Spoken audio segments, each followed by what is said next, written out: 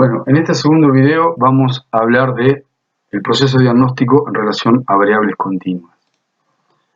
Previamente evaluamos la presencia o la ausencia de un criterio diagnóstico como era el sedimento normal o patológico y habíamos considerado de esta manera datos dicotómicos. En muchos otros casos, y para ser preciso la mayoría de los ejemplos biológicos, los métodos evalúan variables continuas. Los ejemplos que tenemos en las diapositivas representan algunos de ellos, como la tensión arterial, la hemoglobina, la glucemia, la presión intracerebral, la presión de perfusión cerebral o el ácido láctico.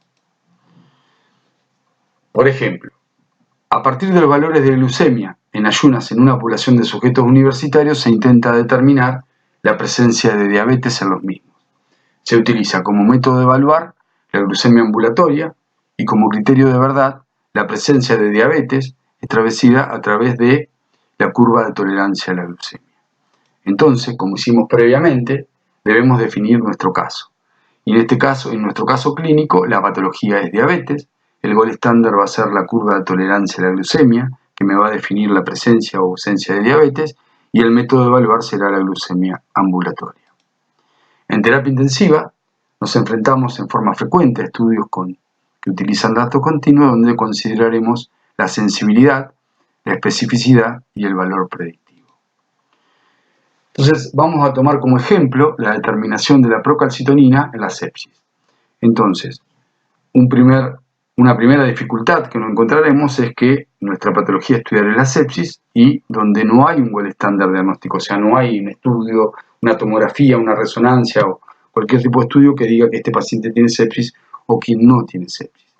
Entonces, lo que vamos a hacer, vamos a considerar que un paciente tiene sepsis cuando tenga un cambio agudo en el puntaje SOFA mayor o igual a 2 puntos, asociado a una infección, y esto surge del tercer consenso internacional para sepsis, para la definición de sepsis y shock séptico, que apareció en el JAMA en el año 2016.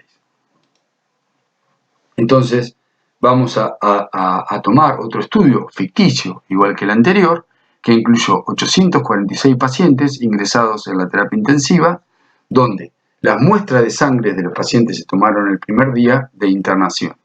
Y como otro dato a tener en cuenta es que la procalcitonina, su valor normal, es menor de 0.5 nanogramos por mililitro. Los resultados del estudio fueron que de los 846 pacientes a los que se realizó una medición sérica de procalcitonina, se obtuvieron los siguientes resultados en forma agrupada. Entonces, en esta tablita, que es una ampliación de una tabla 2x2, porque están agrupados los pacientes de acuerdo al valor de procalcitonina, tenemos en la columna de la izquierda los pacientes con sepsis y en la columna de la derecha los pacientes sin sepsis, donde los pacientes con sepsis fueron 111 y los pacientes sin sepsis fueron 735. Ahora, la pregunta que nos podemos hacer es, ¿cómo podemos determinar el valor de procalcitonina que nos defina aquellos pacientes que tienen sepsis? Entonces, una forma sencilla y conceptual de analizar esta información es dividirla en diferentes puntos de corte, agrupando toda la población en solo dos grupos, por encima y por debajo del nivel establecido, de tal manera de hacer un análisis conceptual, al igual que efectuamos con el ejemplo del sedimento de orina, donde utilizamos datos dicotómicos. Entonces, vamos a hacerlo de esta manera.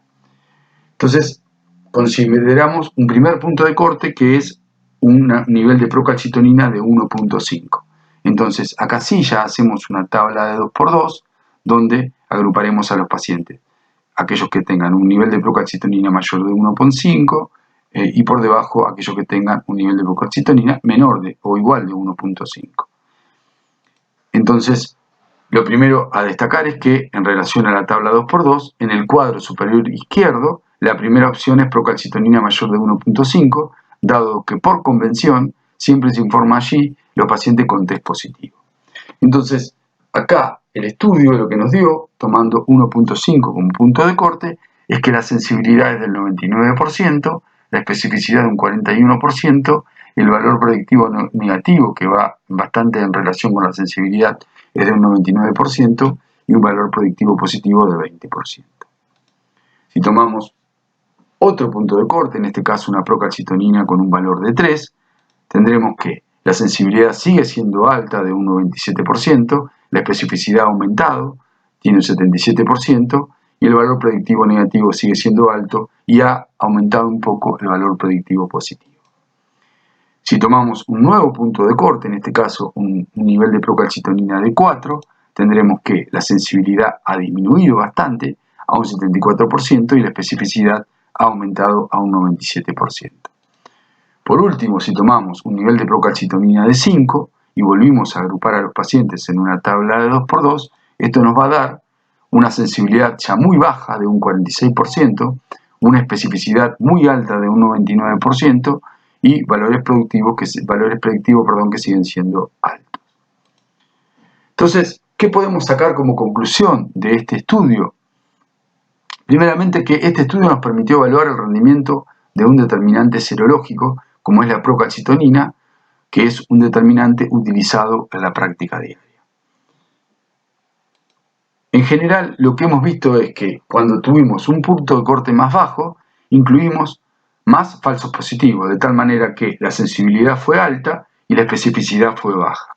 Ahora, en la medida que hemos ido aumentando nuestro punto de corte, cuando el punto de corte fue más alto, incluimos menos falsos positivos, con lo cual aumentó la especificidad y disminuyó la sensibilidad.